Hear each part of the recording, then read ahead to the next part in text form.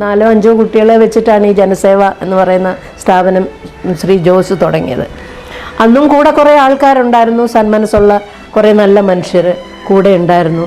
അതുകൊണ്ട് ഈ സ്ഥാപനം വളർന്ന് അങ്ങനെ നല്ല രീതിയിൽ, വളരെ നല്ല രീതിയിൽ പോയിക്കൊണ്ടിരിക്കുന്ന ഈ സമയത്ത് ഇപ്പോൾ കണക്ക് പറയാനും കണക്ക് ചോദിക്കാനും ഒക്കെ ഒരുപാട് ആൾക്കാർ, എനിക്കറിയില്ല എന്താണെന്ന്.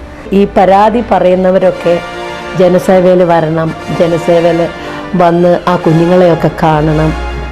കുറച്ച് നേരമെങ്കിലും അവിടെ ചെലവഴിക്കുമ്പം മനസ്സിലാകും അവിടെ എന്താണ്, അവിടെ എങ്ങനെയാണ് എന്നുള്ളതൊക്കെ. അച്ഛൻ വെട്ടി പരിക്കേൽപ്പിച്ച 9കാരനെ ജനസേവാ ശിശുഭവൻ ഏറ്റെടുത്തു. തിരുവനന്തപുരം വട്ടപ്പാറ സ്വദേശി ഡാനിയലിനെയും സഹോദരിയും വനിതാ കമ്മീഷൻ ഓഫീസിൽ എത്തിച്ച ശേഷം ശിശുഭവൻ അധികൃതർ ആലുവയിലേക്ക് കൊണ്ടുപോയി.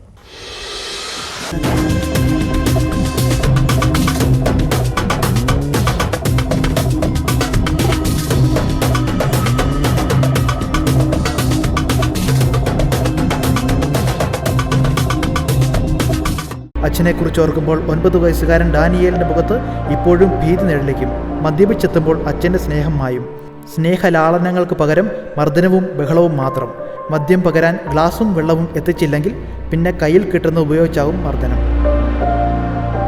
ജീവിതമാർഗം തേടി അമ്മ ബിന്ദു ജോലി തേടി പോയതോടെയാണ് ഇവരുടെ സ്ഥിതി പരിതാപകരമായത്. ബീഡി കാണാതായതിനെ തുടർന്നാണ് അച്ഛൻ മൈക്കിൾ കഴിഞ്ഞ ദിവസം ഡാനിയേലിനെ തെങ്ങിൽ കെട്ടി ക്രൂരമായി മർദ്ദിച്ചത്.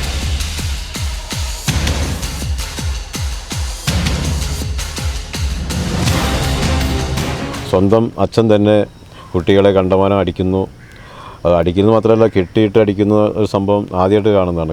കത്തിക്ക് വടി കിട്ടാഞ്ഞിട്ടുള്ള പ്രയാസത്തിൽ കയ്യിലിരുന്ന കത്തി വെച്ച് വരഞ്ഞിരിക്കുകയാണ്. ഇത്രയ്ക്കും സങ്കടകരമായ, ഇത്രയ്ക്കും ക്രൂരത കാണിക്കുന്ന അച്ഛന്മാർ നമ്മുടെ നാട്ടിലുണ്ടോയെന്നാണ് ഇപ്പോൾ സംശയം.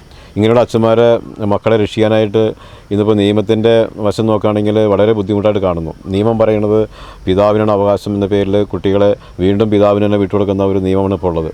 ശരിക്കും പറഞ്ഞാൽ ഇങ്ങനെയുള്ള കുട്ടികളെ രക്ഷിക്കണമെങ്കിൽ ഈ കുട്ടികളുടെ അവരുടെ ആ ഭാവി കണക്കാക്കിയിട്ട്, അല്ലെങ്കിൽ അവരുടെ എന്താ പറയുക, അവരുടെ വെൽഫെയർ, ബെസ്റ്റ് ഇൻട്രസ്റ്റ് കുട്ടികൾ വ്യക്തമായിട്ട് പറയുന്നതാണ്. എനിക്ക് അച്ഛനോട് ജീവിക്കേണ്ട, അച്ഛനെ എന്നെ അടിച്ചു കൊല്ലും എന്നൊക്കെയാണ് പറയുന്നത്. അപ്പോൾ നിയമം ശരിക്കും പറഞ്ഞാൽ ഇങ്ങനെയുള്ള രക്ഷിതാക്കളുടെ കയ്യിൽ നിന്നും കുട്ടികളെ മോചിപ്പിച്ചുകൊണ്ട് അവർക്കൊരു ജീവിതം കൊടുക്കുന്ന നിയമം നമുക്ക് നടപ്പിലാക്കണം. കൊച്ചുങ്ങൾക്ക് ഒരു നല്ലൊരു ജീവിതം കൊടുക്കണമെന്ന് അമ്മ എൻ്റെ അടുത്ത് അപേക്ഷിക്കുകയുണ്ടായി. തീർച്ചയായിട്ടും ജനസേവാ ശിശുഭവൻ ഈ കുട്ടികളെ രണ്ടുപേരെയും നല്ല രീതിയിൽ സംരക്ഷിക്കാനായിട്ടുള്ള നടപടികൾ സ്വീകരിക്കുകയാണ്, അതിനുള്ള നിയമങ്ങൾ സ്വീകരിക്കുന്നു. ഒപ്പം ഇവർക്ക് നല്ലൊരു ഭാവി ഉണ്ടാകാൻ വേണ്ടി ജനസേവയെ കൊണ്ട് ചെയ്യാവുന്നത് മാക്സിമം